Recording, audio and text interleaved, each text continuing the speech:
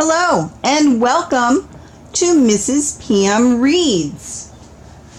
It's a lovely day here and we are back on my porch, although I guess it's not really a porch. It's probably more of a enclosed patio, but I like to call it a porch and we spend a lot of time out here. All right, we are continuing in A Man Called Ove by Fredrik Backman, not Frederick, there's no E there, Fredrik Backman. And I'm using my reading glasses again. It worked really well last time. We are continuing in chapter 5. At the beginning of chapter 5 in the last video, we learned a little bit about Ove's early life and why he always drives a Saab. So continuing in chapter 5, that year, to stop him rattling around the house on his own, he also started going with his father to work at the railway yard after school. It was filthy work and badly paid, but his father used to mutter, "It's an honest job, and that's worth something." Ove liked all the men at the railway yard except Tom. Tom was a tall, noisy man with fists as big as flatbed carts and eyes that always seemed to be looking for some defenseless animal to kick around. When Ove was 9 years old, his dad sent him to help Tom clean out a broken down railway car. With sudden jubilation, Tom snatched up a briefcase left by some harassed passenger. It had fallen from the luggage rack and distributed its contents over the floor. Before long, Tom was darting about on all fours, scrabbling together everything he could see. "Finders keepers," he spat at Ove. Something in his eyes made Ove feel as if there were insects crawling under his skin. As Ove turned to go, he stumbled over a wallet. It was made of such soft leather that it felt like cotton against his rough fingertips. And it didn't have a rubber band around it like Dad's old wallet to keep it from falling to bits. It had a little silver button that made a click when you opened it. Oh, there was more than 6,000 kroner inside, a fortune to anyone in those days. Tom caught sight of it and tried to tear it out of Ove's hands. Overwhelmed by an instinctive defiance, the boy resisted. He saw how shocked Tom was at this, and out of the corner of his eye, he had time to see the huge man clenching his fist. Ove knew he'd never be able to get away, so he closed his eyes, held on to the wallet as hard as he could, and waited for the blow. But the next thing either of them knew, Ove's father was standing between them. Tom's furious, hateful eyes met his for an instant, but Ove's father stood where he stood. And at last, Tom lowered his fist and took a watchful step back. "Finders keepers, it's always been like that," he growled, pointing at the wallet. "That's up to the person who finds it," said Ove's father without looking away. Tom's eyes had turned black, but he retreated another step, still clutching the briefcase in his hands. Tom had worked many years at the railway, but Ove had never heard any of his father's colleagues say one good word about Tom. He was dishonest and malicious, and that was what they said after a couple of bottles of Pilsner at their parties. but he'd never heard it from his dad. 4 children and a sick wife was all he used to say to his working mates, looking each of them in the eye.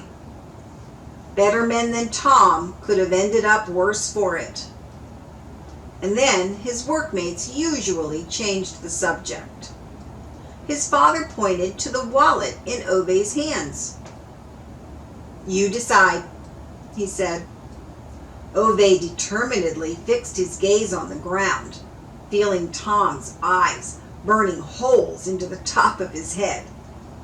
Then he said in a low but unwavering voice that the lost property office would seem to be the best place to leave it. His father nodded without a word, and then took Ove's hand as they walked back for almost half an hour along the track without a word passing between them. Ove heard Tom shouting behind them, his voice filled with cold fury. Ove never forgot.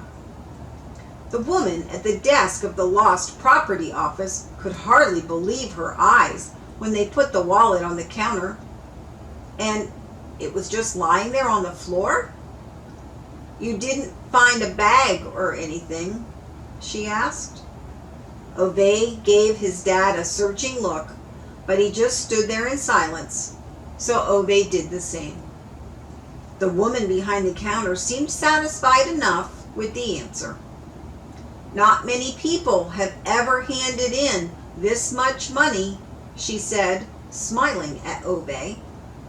"Many people don't have any decency either," said his father in a clipped voice, and took Ove's hand.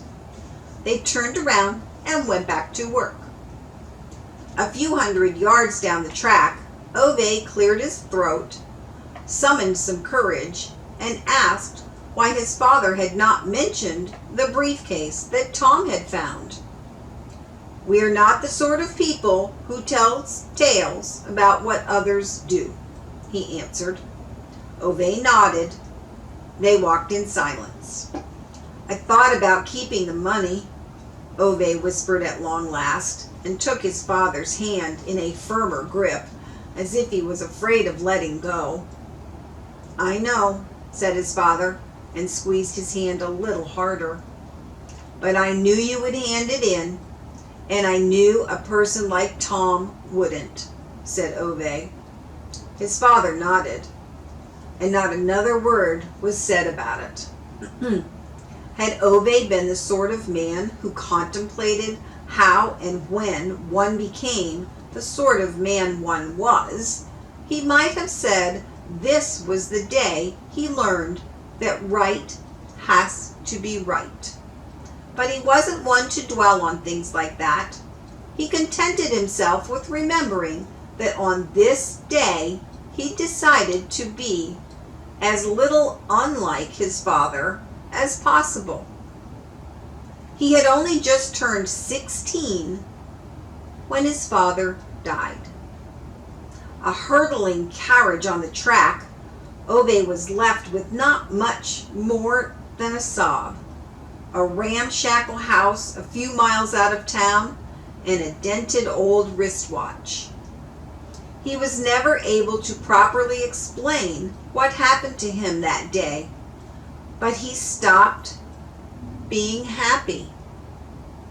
He wasn't happy for several years after that. At the funeral, the vicar wanted to talk to him about foster homes, but he found out soon enough that Ove had not been brought up to accept charity.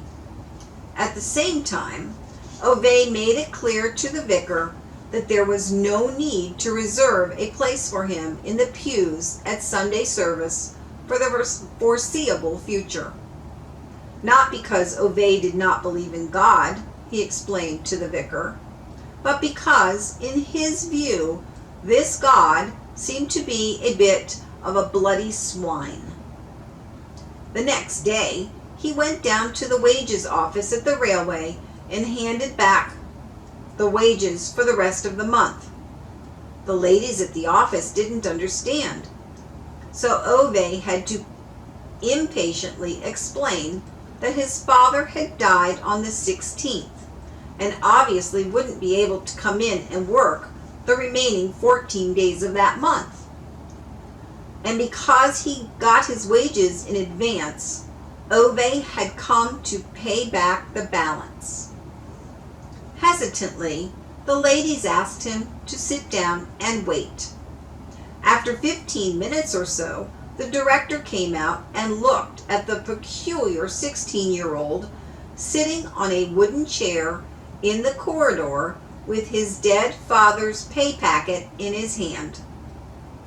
The director knew very well who the boy was, and after he'd convinced himself that there was no way of persuading him to keep the money he felt he had no right to, the director saw no alternative but to propose to Ove that he should work for the rest of the month and earn his right to the money.